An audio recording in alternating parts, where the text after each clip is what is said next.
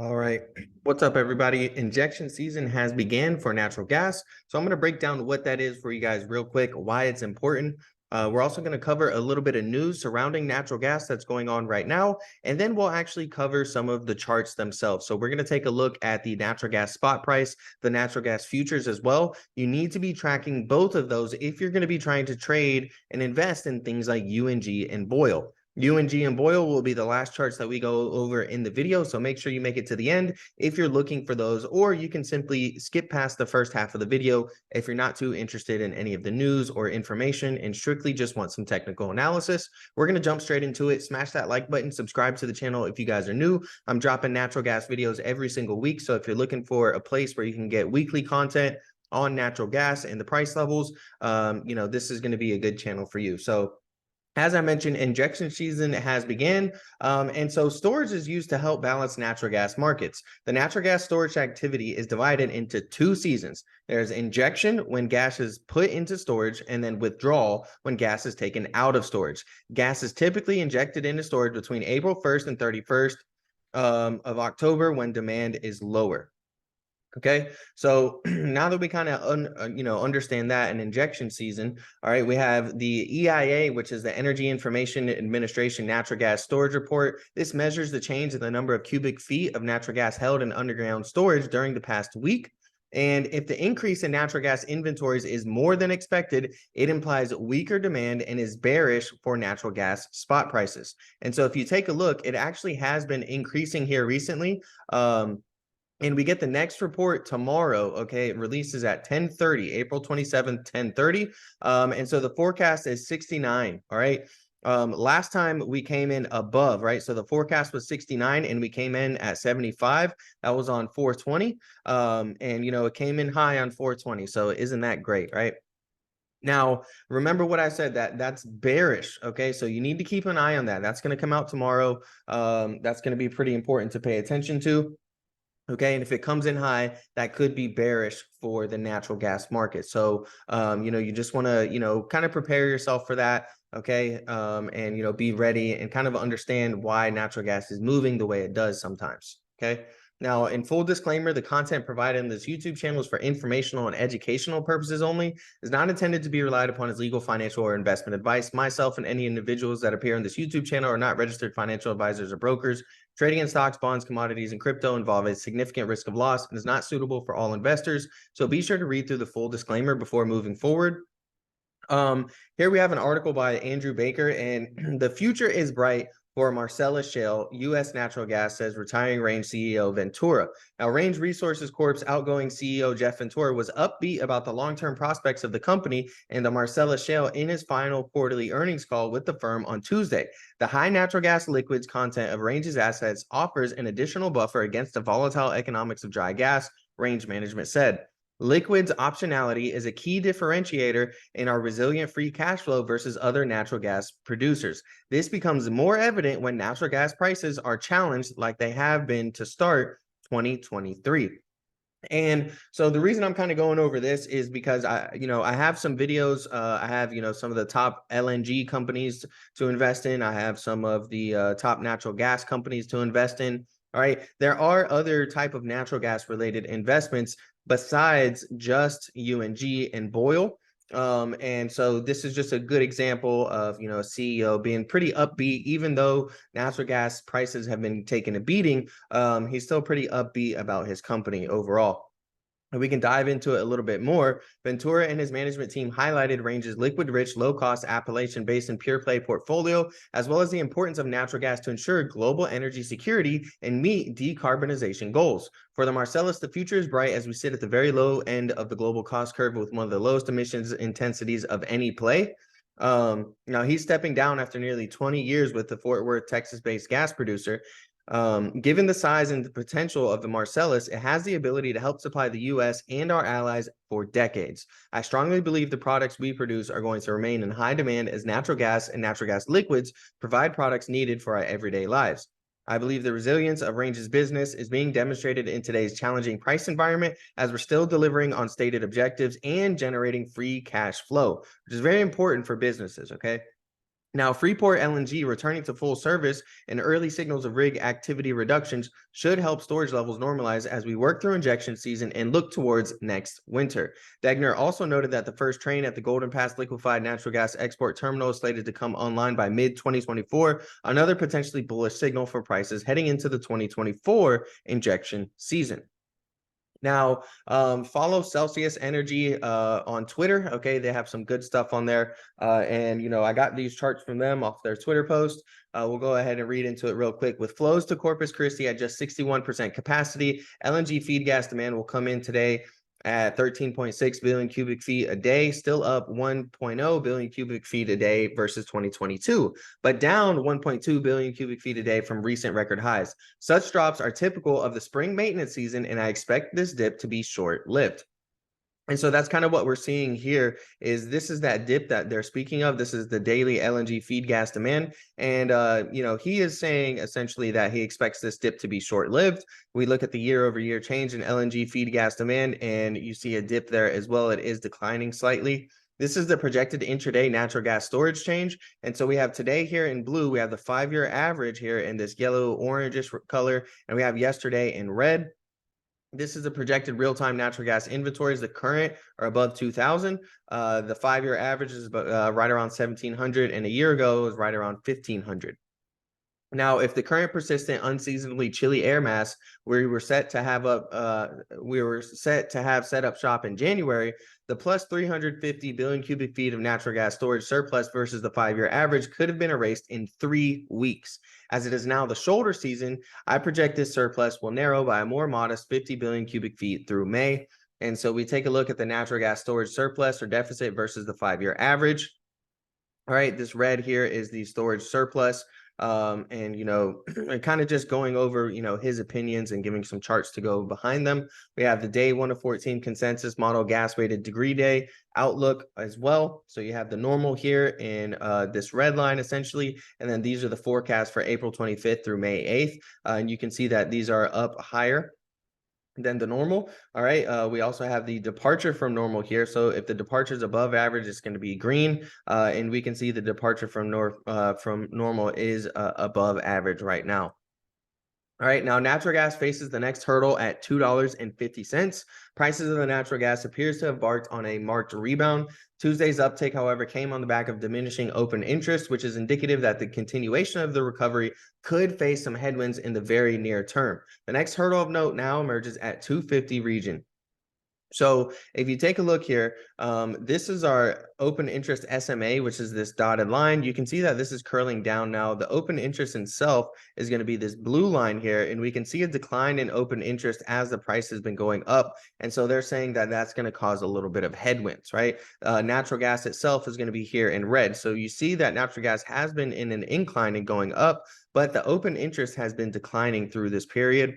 So they're just suggesting that, hey, that could cause some short wins and some headwinds in the very near term.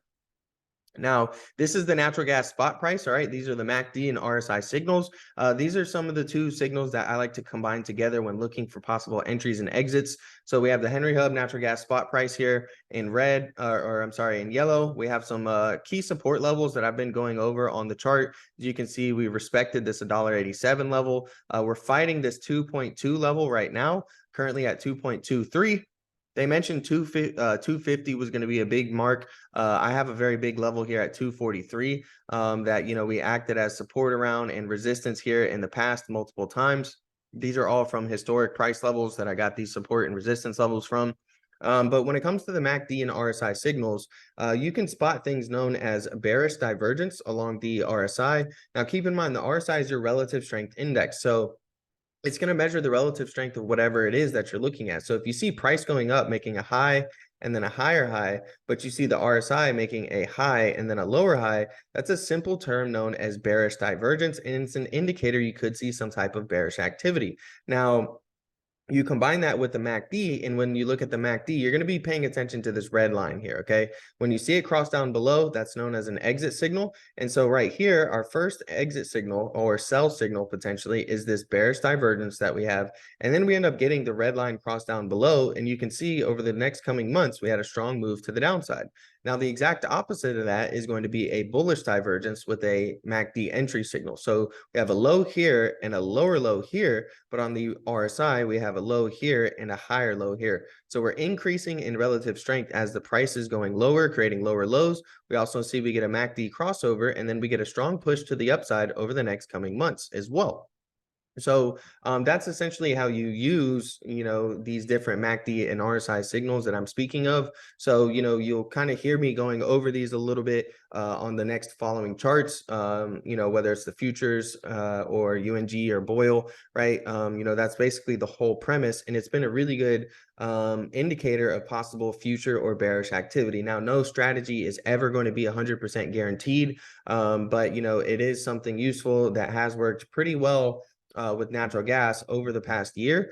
And, now currently in 2023, we're building a lot of bullish divergence. If you take a look, right, we have all of these lows. We have a low here, we have a lower low here, we have lower lows here. So, right, so price action is clearly heading lower, but on the RSI, we have a low, we have higher lows, we have higher lows, and we got higher lows again. Now, we've tested this trend line a lot of times, right? 1, 2, 3, 4, 5, 6 times. The more times you test the trend line, the weaker it's going to get. So we need to be really cautious if we come back down on the RSI and try to retest this level. There is a chance we break through there. And if we break through there, most likely we're going to see a significant drop in the price of natural gas. So that's something you want to be cautious of for sure. Now, here we have the futures monthly chart. And so from a monthly perspective, we have a really big demand zone here that we haven't tested back since early 2020. And before then, we tested it in 2018 and saw some strong demand to push up higher. As well in 2016, we saw strong demand and push up higher as well. So, we did retest it 3 times here on the monthly chart. These are all wicks. And this is just showing that buyers, aka demand, is stepping in really quickly as soon as we enter back down into this demand zone. So it is nice to see that there's lots of demand being present, and rather we're not just like consolidating and heading lower. Each time we've touched it, we have bounced higher. But the more times you test the level of demand, the weaker it's going to get, because essentially a demand zone is nothing more than an imbalance of buy orders, meaning that there is much more buy orders than there is sell orders. And so you have to ask yourself the question, okay, each time these buy orders are getting filled, are people coming back in and replacing that order to keep, that imbalance strong in the market? Or over time, is that imbalance going to fade out as more and more of those buy orders get filled? And if they're not being replaced, then that's how you can start to consolidate in this area until you find another imbalance, whether it's a demand imbalance that pushes price higher or a supply imbalance that would push prices lower. If we zoom in a little bit now to our 4-hour chart for the natural gas futures, we did have a rising wedge in the past here after we bounced off of the demand zone. So you can see on a 4-hour time frame, as soon as we came down in here, we got a reversal candlestick and then a strong move to the upside. We ended up forming a rising wedge as we entered into our overhead supply zone up here, and we got a very textbook breakdown, a retest of this rising wedge, and we came down and filled the gap. Okay, now that's what these blue boxes are. These are gaps. These fill about 90% of the time historically. You can see each time that we've gapped up, shortly after we have come down and ended up filling the gaps, right? We did the same thing over here when we gapped up in April, and then we came down and filled the gap. Most recently, we have this small gap here to fill, all right, and we came down to the gap, but we haven't filled it yet. If you take a look, all right, this morning the futures gapped up, but what happened is they're starting to fill this gap down right now. Most likely this gap is going to fill, and we need to be a little bit cautious of it coming back down to this $1.75, $1.80 or 180, 175 area for this gap fill right here. Okay, now, as I mentioned, each time we come into this demand zone here, here, and here, we've seen a strong reaction from buyers pushing price higher. Now, being that we have this gap down here, we also have this major trend line here that we've been holding a couple times. We don't really want to see price action zigzag through here and break that trend line. If that happens, most likely we're going to come back down and retest this demand zone yet again. So definitely need to be cautious of that. Very similar to the natural gas spot price, we do have bullish divergence. Take a look how we have low, lower low, lower low. We're creating these lower lows while making higher lows on the relative strength index. That's going to be a potential support area on the RSI if we come back down to retest this area, but we need to be cautious of a bounce and break through here. If we end up breaking through here, then most likely we are going to be heading back down towards this demand zone on the natural gas futures chart. Now, here's UNG's daily structure. So markets tend to move in 3-wave and 5-wave structures. All right, and we had a bullish structure take us up here, and I was looking and targeting this ABC structure to the downside. All right, and you can see we actually hit the C wave targets, which is typically your 1.0 extension of your A and B. And we did get that, okay? So, that's really when I started grabbing a lot of UNG. And I think my shares are actually red today because we've had such a red day. It's down 4% on UNG. But I also had Boyle put options, and I sold half of my Boyle put options at 40% profit when Boyle dipped down below $3 here previously, a little while ago. And then whenever we had the nice pop, I actually bought back into those. So those put options are up about 20-something% today. And then I have, my UNG shares are down about like 3 or 4% as well. So just managing my risk, there's different ways to manage risk. Okay. You can hedge yourself with downside protection. There's lots of different ways to manage your risk and, make sure that you're not catching a falling knife without any type of trading plan or without any type of hedge against yourself in case prices continue to head lower and you're trying to go long. Now, something else that's pretty relevant is the Fibonacci levels. That's what these 3 yellow lines are. I tend to use these in pretty much all of my videos.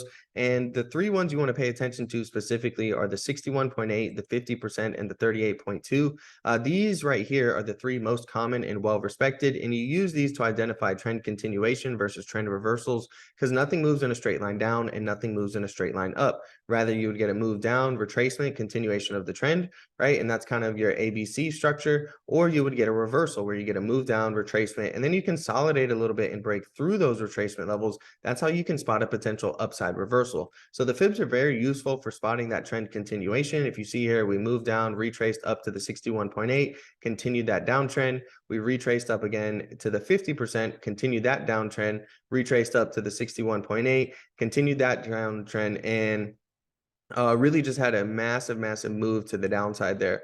Now, same thing with the other one. We are building a little bit of some bullish divergence as we're heading lower on price, but going higher on the relative strength index. If we zoom in a little bit more, this is UNG's daily chart zoomed in. 667 is that major support level that I gave you guys in the last video, as well as 642 and 606. You can see right now we're just hovering barely above it after gapping down today. So that's a really important level. We want to see if we can hold above 667 on UNG. Again, if we break below there, 642 and $6.06 are going to be my bearish price targets, aka support. Now, we did recently break this bearish structure that we had that was a selling channel right here. And we're starting to get some box consolidation. So that's what this orange box is right here. There's 3 stages to a reversal. There's your downtrend, there's your box consolidation, and then there's the uptrend. So there's no guarantees that we will get a reversal, okay? But we are in the second phase of attempting a reversal. We had the very strong downtrend. We broke that bearish structure. We started consolidating in this price range right here, and we have some box consolidation now. And if we're able to break out above there, we could end up getting that reversal, right? So we have the second stage of the reversal. We have the bullish divergence where we have lows here, low here, low here, low here. We have higher low, higher low, higher lows, higher low, higher low. So we are building bullish divergence. Again, if we break through this, there's a strong chance that we end up seeing a big push to the downside. So you have to be very aware from that. If we take our most recent swing high down to our most recent swing low, that gives us our 3 Fibonacci retracement levels here of 858, 814, and 771. All of these are going to be healthy retracement levels to possibly continue the downtrend. So you need to be mindful of going long at these levels as it's much riskier, right? Now, if we're able to retrace up to them and consolidate, break through these levels really, and flip 858 from resistance to support, that's when we have the chance of coming up and retesting some of our previous highs on UNG above that 950 level. Okay, so that's pretty much it for UNG, the main things that I'm watching out on the structure. If we take a look at our MACD right here, we're not really getting any clear signals. The red line and the yellow line are pretty much squeezing together, hugging each other. This is very indicative of a big move coming, and we should see some type of a big move, whether it's to the upside or to the downside. We can't really predict the future, but what we can do is we can prepare ourselves so that way we're properly hedged and positioned, for a certain scenario to play out with, right? Now we have Boyle's daily chart right here. Boyle also broke a little bit of its bearish structure. We had this expanding wedge right here, and we broke through there. Now we're currently testing this $3.20 level. If you take a look, Boyle's at $3.19. That's that big support level that I've been watching. We haven't really been able to stay below there. Every time we did, we actually came back up the next day. So we'll see if this is going to be an area that we can hold. If we can't, $2.83 is going to be my next major support level on Boyle. And if we continue heading lower than that, we would look for some type of a retest along this initial trend line right here. And we have a major support level below 283 of $2.13. So, to the downside, those are going to be the major levels that I'm looking at if we continue to head lower. Same thing as UNG. There's 3 stages to a reversal. You have the downtrend, you have your box consolidation, which is what we're seeing on Boyle, and then you would have the uptrend itself. But to get that full reversal, we'll need to break above the major retracement levels. The 61.8% retracement level is $6.08. So if we do get some type of recovery, you don't want to get trapped going long here on a healthy retracement to possibly continue the downtrend. You would rather look for confirmation of a break, retest as support, and then continue up higher above $6.08. We do have a gap to fill, right? I'll go ahead and show you guys this gap. We have this gap right here to fill above $6.08. And above there, $7.95 is that major level of resistance that I gave you guys. If you take a look, when we had that really strong rally on Boyle from $4 and 35 cents all the way up to $7.95, we got smacked down from $7.95 and actually made new lows. Boyle has been making all-time lows really since I started making these Boyle videos. Boyle's been making all-time lows, and I always try to reinforce to people that a general rule of thumb, right, from investors, not myself, but hedge fund investors and people on Wall Street that have been investing for 20 years and analysts, they'll tell you, typically you never want to short new highs and you never want to long new lows. You want to wait for things to kind of establish a range. And, so right now Boyle's attempting to put in a low. It very well could have been in its low right now. Okay. Right in this range here. But we don't necessarily have confirmation, right? So, it's just something you have to keep in mind and kind of hedge yourself for, is that, generally things that are making 52-week lows or all-time lows, they do tend to create new lows in the future. Now, Boyle's been doing that for months now, creating new lows and new all-time lows. So eventually this thing has to bottom sometime, but, nobody can really predict when that's going to be. So, you have to, have some type of game plan if you're trying to long these things to manage the risk. Not only is there a lot of risk involved with trading leverage ETFs, but UNG and Boyle, they both suffer from contango, which is essentially what they're doing is buying more expensive future contracts and selling cheaper future contracts. The farther out in expiration the future contract that you purchase, typically the more expensive it is, and the closer the expiration date that they're selling, right? So when it's close to expiration date and it's time for them to sell, those future contracts tend to be cheaper than the ones that they're purchasing, farther out in time. So that's also something. I have an entire video dedicated to like the decay and the myths around Boyle and UNG that really explains that a lot. Feel free to watch that video. If you enjoyed this video, feel free to hit me up on email. Okay, you can email me ZachlyTrades@gmail.com. I do one-on-one coaching sessions. All right, so if you guys want a one-on-one coaching session, just shoot me an email, ZachlyTrades@gmail.com. A large portion of my coaching sessions these days are actually related to people investing in Boyle and UNG. So I just want to throw that out there for you guys. Now, appreciate you making it this far. If you did make it that far, make sure you're subscribed, okay, so you don't miss out on any more of these videos, any more of the updates, as well as the news surrounding natural gas, and make sure to smash that like button as well.